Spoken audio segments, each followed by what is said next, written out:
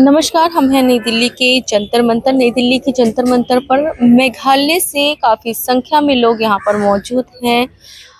विशाल रूप में इनका धरना प्रदर्शन चल रहा है। हम जानने की पूरी कोशिश करेंगे, प्रयास करेंगे आखिर इनकी मांग क्या है, डिमांड क्या है सरकार के समक्ष। हमारे साथ कुछ लोग जुड़ चुके हैं जो आए हैं। आपका यहाँ आने का उद्देश्य क्या है, क्या प्रॉब्लम्स हैं, क्या आपकी डिमांड्स है, वो भी बताइएगा। जो पहले तो जो उद्देश्य बता इंडियन दीजिए। सिटीजन है, जो इंडियन सिटीजन खास करके जो हिंदू लोग है, जो वहाँ से 100 बरस से वहाँ में रह रहा है, जी।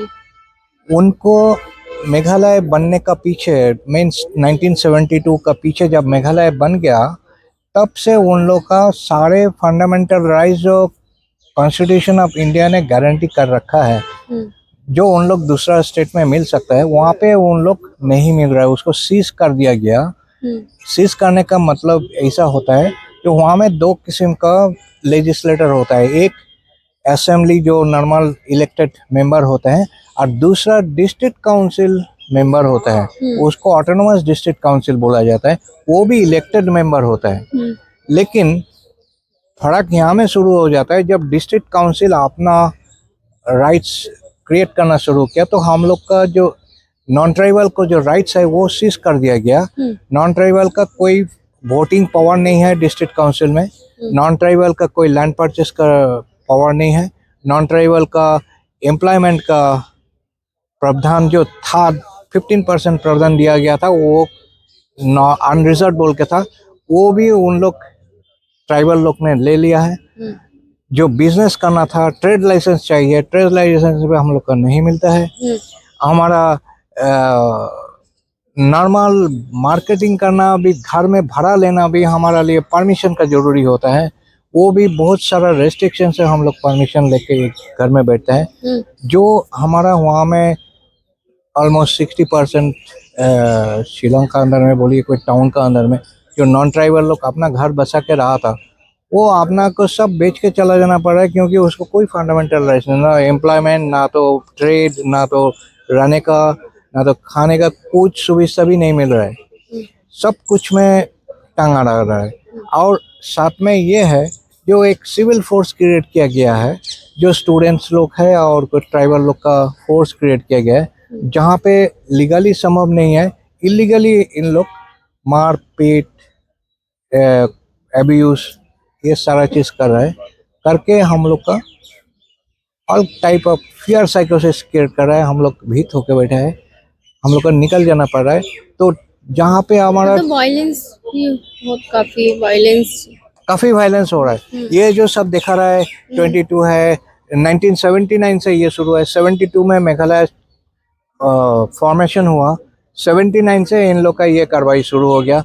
72 यहाँ में सब है, 87 92, इसका पीछे हर साल में एक पीरियड, कई सरकार आई, कई सरकार है गई। हाँ, लेकिन जो आपकी समस्याएं हैं, नहीं कोई सुनने वाला नहीं है, क्योंकि मेजोरिटी वोट उनको है, सब ट्राइबल का ही मेजोरिटी वोट है। तो ये इलेक्शन में कभी इनको फायदा उन लोग का लिए ही किया जाएगा।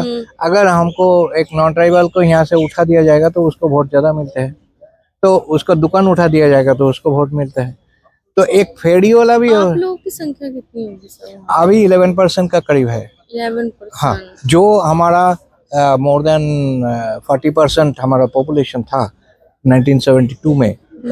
1972 में जब मेघालय बना, तब हमारा अबाउट 40% तो था, उसे घाट कर अभी 11% में आ गया।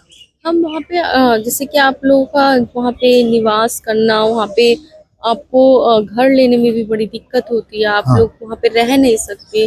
अब हम बात करें वहाँ के रोजगार की सर, तो रोजगार करने में भी काफी ज्यादा चुनौतियाँ आती हैं। बहुत ज्यादा चुनौती है। उसको ट्रेड लाइसेंस लेना पड़ता है, और ट्रेड लाइसेंस लेने के लिए उनको बहुत सारा फॉर्मेलिटीज लगाया जाता है, जो एक आदमी फुलफिल नहीं कर पाता है। और इसमें फायदा क्या है? ऐसा फील होता है कि आप यहाँ से ना कहीं विदेश से आए हो, इतना फॉर्मेलिटीज पूरा करना पड़ा है। हाँ, ऐसे मतलब खाली ये नहीं, भी नहीं कर सकते। नहीं खाली ये नहीं, शायद हम एक लोकेलिटी से हम दूसरा लोकेलिटी में घर भाड़ा लेने जा रहा है, तो उसी लोकेलिटी जहाँ से हम निकलना है उसी का क्लियरेंस लेना है। वो क्लियरेंस लेके न्यू गाँव बूढ़ा को देना है। एक हर एरिया में एक गाँव बूढ़ा होता है, उसको हम लोग दरबार बोलते हैं। वो दरबार का शासन हमारा ऊपर में बहुत ज्यादा चलता है, लेकिन ट्राइबल्स का ऊपर में ये दरबार का शासन नहीं है। शासन है खाली नॉन ट्राइबल्स का ऊपर में। नॉन ट्राइबल्स हाँ। बात करें हम वहाँ पर, अगर हम गवर्नमेंट की तरफ से भी जो रोजगार निकाले जाते हैं, नौकरियां निकाली जाती है, तो उसमें कितना % आप लोग भी देखिए 1992 में जब मेघालय गवर्नमेंट बना, 92 में ही एक ऑर्डर निकाला गया जो 85% ट्राइबल लोग का लिए अलॉटमेंट है, जो सुप्रीम कोर्ट का वर्डिक्ट के वायलेशन में है। सुप्रीम कोर्ट बोला रिजर्वेशन मैक्सिमम 50% दे सकते हैं, लेकिन इन्होंने 85% रिजर्वेशन ले लिया और 15% नॉन ट्राइबल को लिए रखा गया।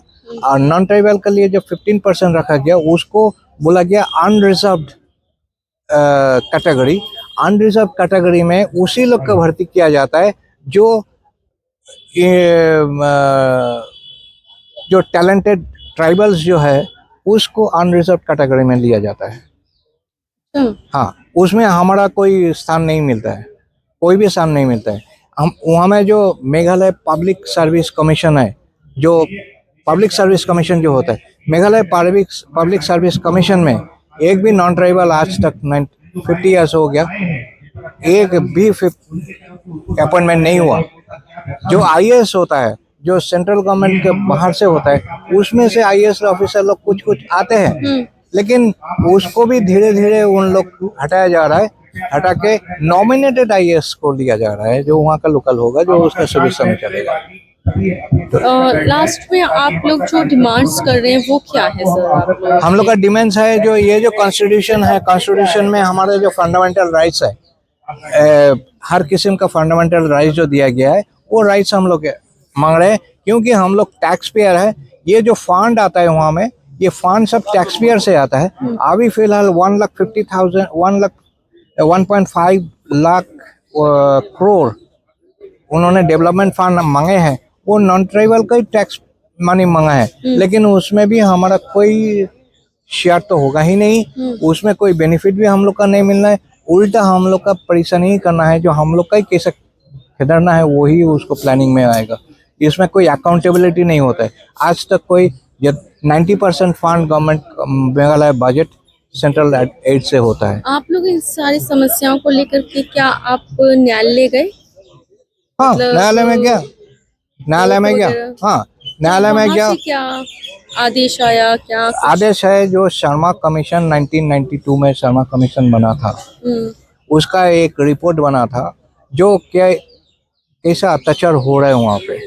तो वो कमीशन का रिपोर्ट को अंडर द कारपेट ले गया गया। आज तक कोई उसको सुना ही नहीं हुआ।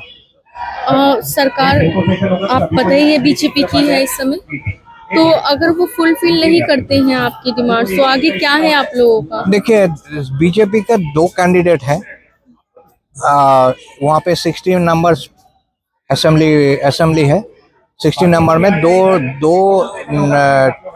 बीजेपी कैंडिडेट है, वो भी अनरिजर्व कॉन्स्टिट्यूएंसी से आया है। अनरिजर्व इस कॉन्स्टिट्यूएंसी समय तो केंद्र में जो है हमारे भारत के जो प्रधानमंत्री हैं वो नरेंद्र मोदी जी हैं।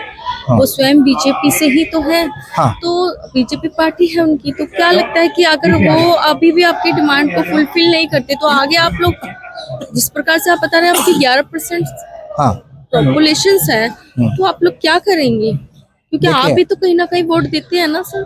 नहीं, हमारा जो डिस्ट्रिक्ट काउंसिल है वो उसमें हमारा कोई वोटिंग राइट नहीं है। वोटिंग तो इसी वजह हमारा जो असेंबली है, स्टेट असेंबली है, वो असेंबली में हमारा राइट्स है, लेकिन उस राइट्स को भी हमारा काउंटिंग तो मेजोरिटी नहीं आता है, तो हमारा कोई फायदा ही नहीं है। चलिए वो चीज हम एक किनारे रखते हैं, लेकिन आप एक मानवता के नाते जो मानवता का जो एक कहते हैं ना मानव अधिकार, हाँ, आपका खुद का भी तो एक अधिकार है ना। नहीं, आप कोई मानव अधिकार हैं, नहीं है। मनुष्य है, नहीं। तो उसके तहत भी तो सरकार करेगी ना। नहीं, कोई ह्यूमन राइट्स नहीं है। No human rights. वहाँ पे state impunity, under the state impunity आदमी लोग का मारा जा रहा है, वो उसमें आग घर जला दिया जा रहा है, उसको रेप हो रहा है, मर्डर हो रहा है। इवन हमारा जो डेड बॉडी को जो हम जलाने जाएंगे उसमें पोल्यूशन होगा बोल के हमारा जो क्रिमेशन ग्राउंड को भी बंद कर दिया जा रहा है। To that extent it is going on. मतलब मतलब कहे तो एक तरीके से शोषण और अत्याचार की पूरी हदें पार हो चुकी हाँ, है। सब हद पार चुका है। लेकिन अब रेफर कर रहे हैं नरेंद्र मोदी जी को। देखिए, भारत के प्रधानमंत्री नरेंद्र मोदी जी से कुछ कहना चाहेंगे? हाँ, नरेंद्र मोदी इस बारे में पूरा वाकिबहाल है, सब कुछ जानते हैं और उन्होंने हिस्टोरिकल बैकग्राउंड का ऊपर में ख्याल रख के वो जो बाहर मुल्क से जो ये डिस्टरबेंस क्रिएट हो रहा है वो पूरा सचेत, वो कम्प्लीटली अलर्ट है। और ये जो आंदोलन चल रहा है ये एक बड़ा आंदोलन का पार्ट है जो मेघालय में नॉन ट्राइबल लोग का निकालने को कोशिश कर रहा है। फर्स्ट मुद्दा है जो ब्रिटिशर लोग जब इंडिया से निकल गए थे तो उनका एक मकसद था जो हमारा नॉर्थ ईस्ट इंडिया को एक क्रिश्चियन स्टेट कंट्री बनाएंगे। उसका नॉर्थ में कम्युनिस्ट कंट्री है, उसका ईस्ट में बुद्धिस्ट कंट्री है, साउथ में आपको मुस्लिम कंट्री है और वेस्ट में आपको हिंदू कंट्री है। सो बीच में एशिया में एक भी क्रिश्चियन कंट्री नहीं है एशिया में। तो उन लोग का मकसद था जो ये पोर्शन का लेके नॉर्थ ईस्ट का पोर्शन का लेके एक क्रिश्चियन स्टेट बनाए। उसमें 3 स्टेप्स था। एक है जो पीपल को कन्वर्ट करके क्रिश्चियन बनाना है। नंबर 2, लैंड का ऊपर में कंट्रोल करके जैसे 6 शेड्यूल में इनर लाइन परमिट ये सब वगैरह वगैरह करके एक रिस्ट्रिक्शन करा दिया गया है। और थर्ड है जो मिनरल्स और मटेरियल्स जो है उसका कोई कंट्रोल गवर्नमेंट का ऊपर नहीं है, सब इंडिविजुअल का ट्राइबल का ऊपर में है कंट्रोल। उसमें यूरेनियम भी है, सब कुछ है। लेकिन अभी क्या देखा जा रहा है जो एक्चुअली यहाँ में जो फॉरेन चर्च वगैरह है वो यहाँ पे मोदी जी से क्या आपने अपील? हाँ, मोदी जी क्या कर रहे हैं जो फॉरेन कंट्रीज जो इसमें इन्फ्लुएंस करके ये डिस्टरबेंस क्रिएट करके ये सेपरेट करने को कोशिश कर रहा है वो फॉरेन कंट्रीज से उनको रिश्ता करके ये स्टॉप कराने को कोशिश कर रहा है। इतना ही है। मेघालय के हिंदुओं को बचाने के लिए अल्लाह बोलो। मेघालय के हिंदुओं को बचाने के लिए मेघालय के हिंदुओं को बचाने के लिए मेघालय के हिंदुओं को बचाने के लिए मेघालय के हिंदुओं को बचाने के लिए मेघालय के हिंदुओं को बचाने के लिए